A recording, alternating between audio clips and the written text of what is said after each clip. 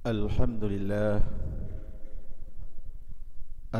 لله الذي أنزل السكينة في قلوب المؤمنين ليزدادوا إيمانا مع إيمانهم ولله جنود السماوات والأرض وكان الله عليما حكيما أشهد أن لا إله إلا الله وحده لا شريك له وأشهد أن سيدنا محمدا عبده ورسوله اللهم صل وسلم على سيدنا ونبينا وحبيبنا وشافينا وذكرنا ومولانا محمد وعلى آله وصحبه أجمعين أما بعد فيا عباد الله أوصيكم بتقوى الله فقد فاز المتقون قال الله تعالى في القرآن الكريم وهو أصدق القائلين أعوذ بالله من الشيطان الرجيم بسم الله الرحمن الرحيم وأما من خاف مقام ربه ونهى نفس عن الهوى فإن الجنة هي المأوى صدق الله العظيم. Hadirin sidang jamaah Jumat yang dimuliakan oleh Allah, puji dan syukur kita kepada Allah Subhanahu wa taala yang kita menyadari kita sebagai hamba Allah yang setiap hari, setiap saat, setiap waktu kita bergantung kepada nikmat-nikmat Allah. Andai kata Allah memutuskan sesaat nikmat-nikmatnya kepada kita, sungguh kita tidak akan daya dan upaya hidup di dunia ini. Ketergantungan kita inilah kepada Allah, ketergantungan dengan nikmat Allah lah kita dapat hidup dan beraktivitas sehari-hari karena adanya nikmat dari Allah Subhanahu wa taala. Maka sudah sepantas dan sewajarnya kita mengucapkan puji dan syukur kita kepada Allah Subhanahu wa taala sehingga kita dapat hadir dan berkumpul di rumah Allah ini dalam rangka menunaikan kewajiban kita sebagai seorang muslim, yaitu ibadah salat Jumat secara berjamaah. Selawat dan salam kepada Rasulullah sallallahu alaihi wasallam, Nabi yang terakhir diutus oleh Allah ke atas permukaan bumi ini, Nabi yang menjadi suri tauladan yang baik bagi kita. Kita selalu berdoa kepada Allah, mudah-mudahan kita selalu menjadi pengikut Rasulullah dan mendapat syafaatnya kelak di hari akhirat. Kepada keluarga dan sahabat Rasulullah sallallahu alaihi wasallam, hadirin sidang jamaah Jumat yang dimuliakan oleh Allah. Setiap mukmin punya cita-cita dan keinginan bahawa akan hidup bahagia di dunia dan bahagia hidup di akhirat. Banyak orang yang hidup bahagia di dunia, tapi belum tentu dia akan hidup bahagia di akhirat. Untuk itu pada pertemuan kali ini khatib mengajak para jamaah untuk bertafakur sejenak, apa sih kiat-kiat kita untuk hidup berbahagia di dunia dan di akhirat. Maka itu khatib mengutip satu perkataan dari Abdullah bin Amr bin As dalam kitab Nasi'ul Ibad, Menurut Abdullah bin Amr bin As yang merupakan salah seorang sahabat Rasulullah sallallahu alaihi wasallam, ada 5 perkara qamsun man kana fihi sa'adun fid dunya wal akhirah. Ada 5 perkara, barang siapa seseorang merutini 5 perkara tersebut dalam kehidupan sehari-hari, maka dia akan memperoleh kebahagiaan hidup di dunia dan akhirat. Yang pertama, awaluha ay yazkura la ilaha illallah Muhammadur Rasulullah. Dia selalu berzikir kepada Allah dalam setiap waktu. Menurut Abdullah bin Amr bin As, kunci yang pertama bahwa seseorang itu akan hidup bahagia di dunia dan akhirat adalah dia selalu mengingat Allah dan Rasul Allah dalam setiap waktu, dalam setiap keadaan apapun. Logikanya adalah seperti ini. Bila seseorang mengingat Allah dalam setiap pekerjaannya, dalam setiap waktu, maka dia akan menjalankan pekerjaannya sesuai dengan tuntunan Rasulullah.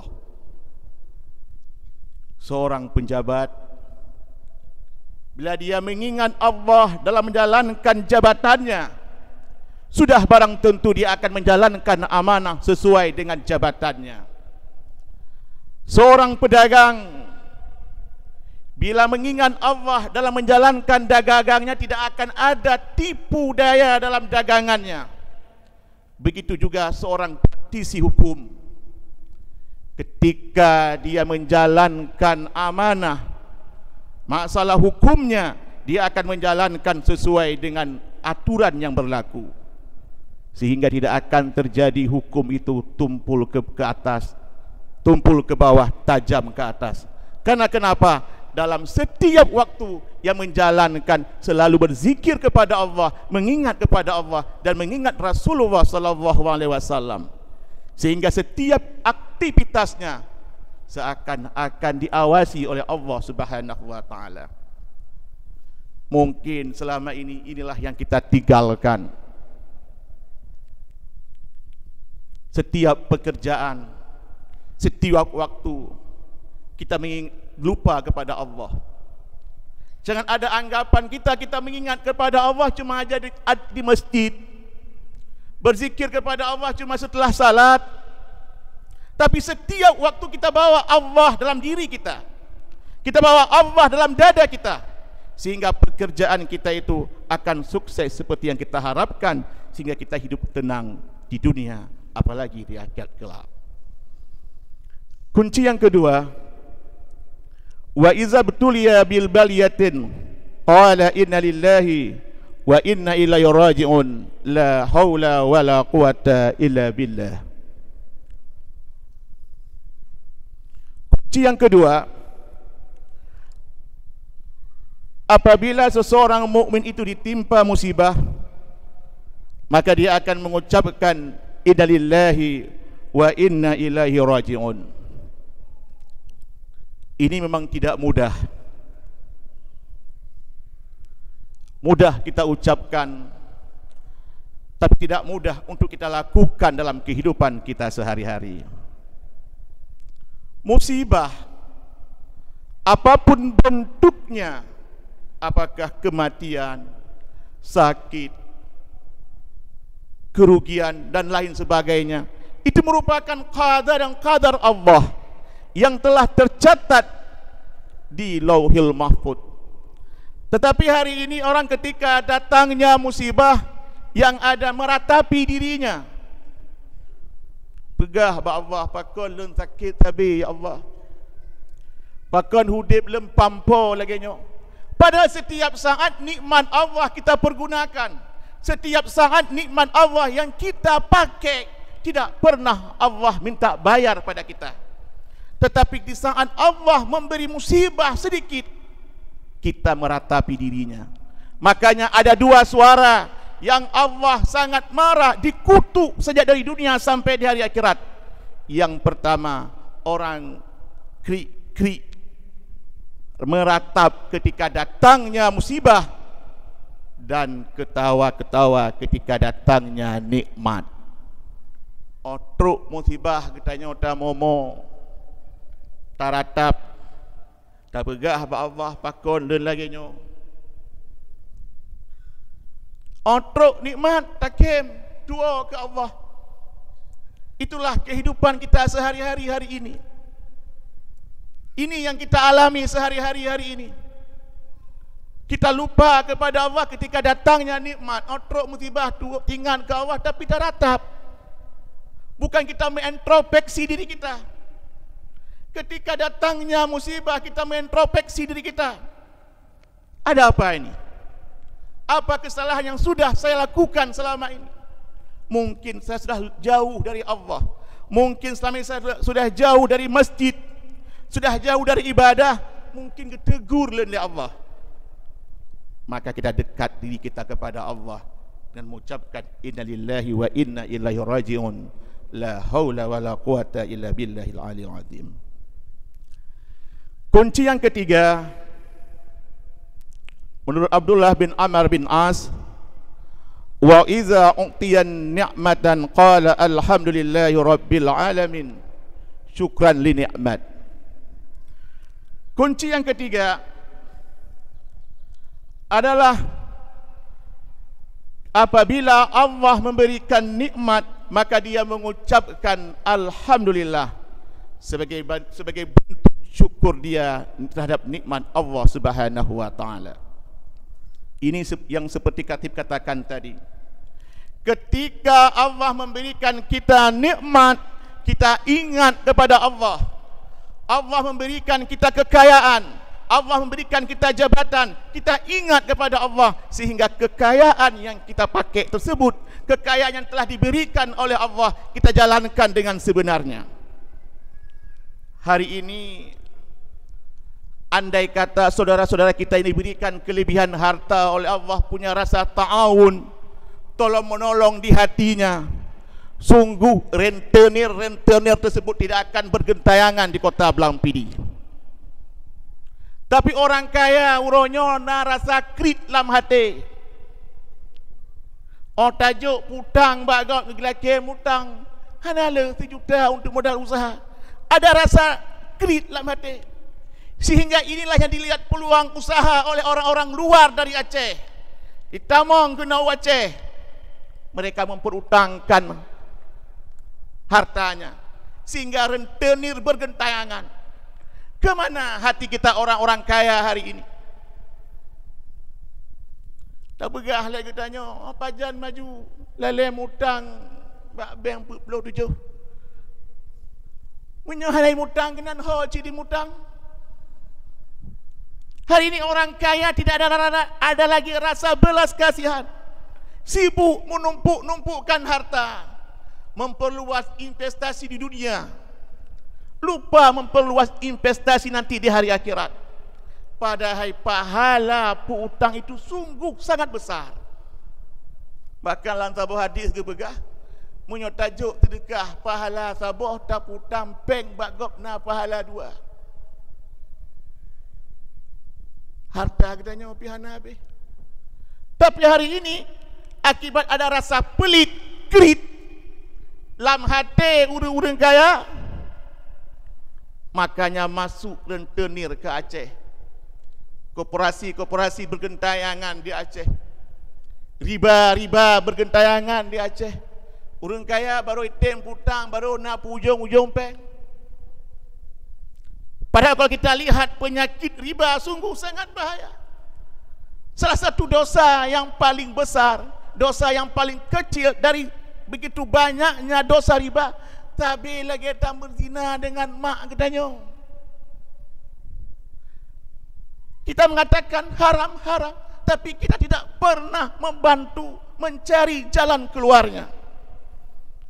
Makanya kita yang sudah diberikan kekayaan oleh Allah, mencukuri nikmat Allah ini dengan menjalankan nikmat ini sesuai dengan yang sebenarnya. Ini yang dikatakan syukur yang sebenarnya. Ucapan alhamdulillah cuma di mulut saja, tapi bagaimana kita implementasikan dalam kehidupan kita sehari-hari? Ini kunci yang ketiga. Yang keempat, wa iza tabda'a fi syai'in qala bismillahirrahmanirrahim.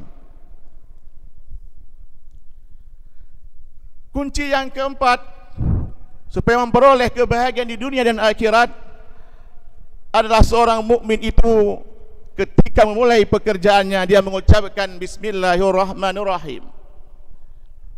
Seorang penyidik hukum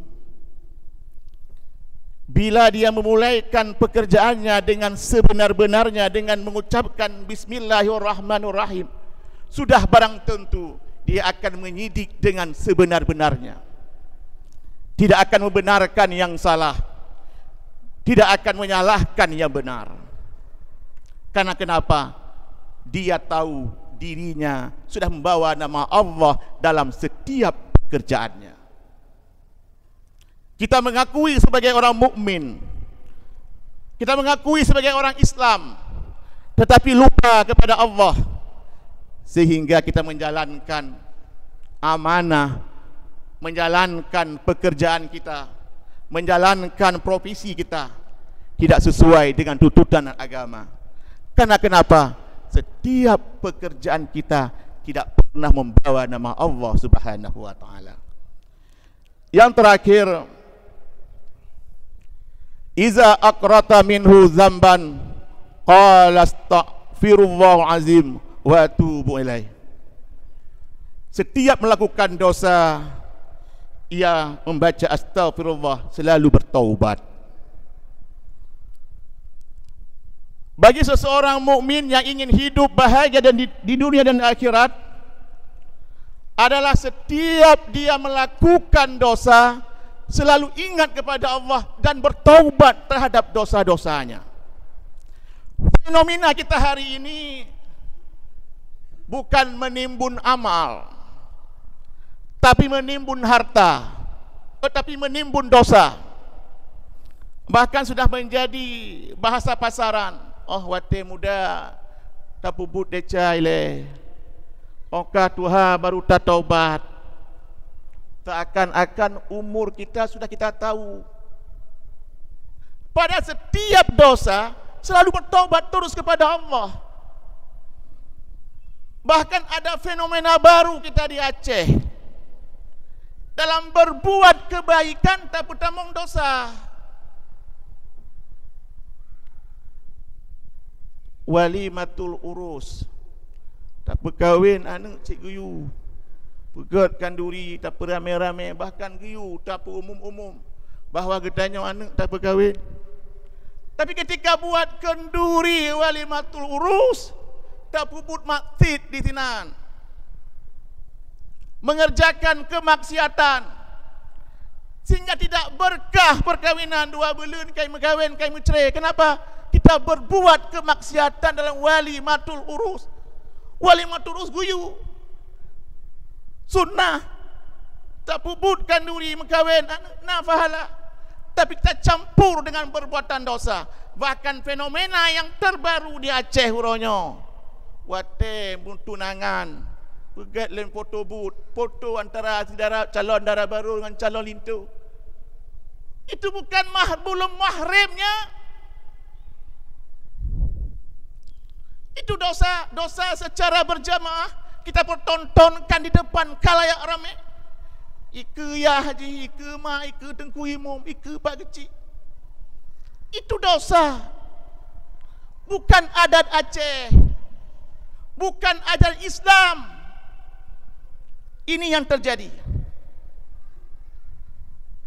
Wate penikah, alhamdulillah kita di Belampidi belum tali asat belum ada. Wate penikah, kalau menikah puduk sapat le antara calon lintu dengan calon dara baru. Itu dalam muhrimnya dosa, perbuatan dosa secara berjamaah yang kita lakukan. Sehingga pakon mungkin nanggro getanyo lagi nyo.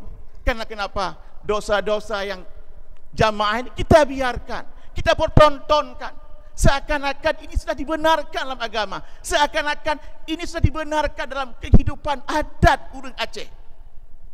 Jadi mana yang kita banggakan hukum Mbak Syah Kuala, adat Pak Putra temurhum hukum Mbak Syah Kuala, adat dengan hukum lagi zat dengan siput mana? Inilah fenomena-fenomena baru yang sudah marak terjadi di Aceh, yang sudah dibiarkan oleh aparatur-aparatur gampung hari ini. Aparatur gampung biarkan. Umum baca doa alhamdulillah. Inilah hal yang perlu kita mawas diri kita, hati-hati bahwa setiap mukmin kalau ingin hidupnya tenang di dunia dan di akhirat, ketika melakukan dosa selalu taubat kepada Allah dengan mengucapkan astaghfirullahalazim, la haula wala quwata illa billahil aliyil azim. Demikianlah mauizah singkat dari Khatib.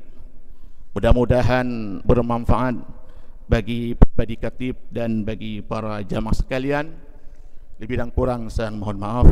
Marilah kita masuk dalam rukun 2 al-khutbah.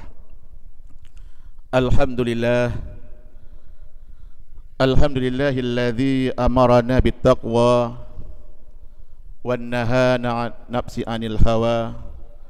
Asyhadu an la ilaha illallah wahdahu la syarikalah wa asyhadu anna sayyidana Muhammadan abduhu wa rasuluh. Allahumma salli wa sallim ala sayyidina wa nabiyyina wa habibina wa syafi'ina wa dhukrina wa maulana Muhammad wa ala alihi wa sahbihi ajma'in. Amma ba'du, ya ibadallah, ittaqullaha haqqa tuqatih wa la tamutunna illa wa antum muslimun.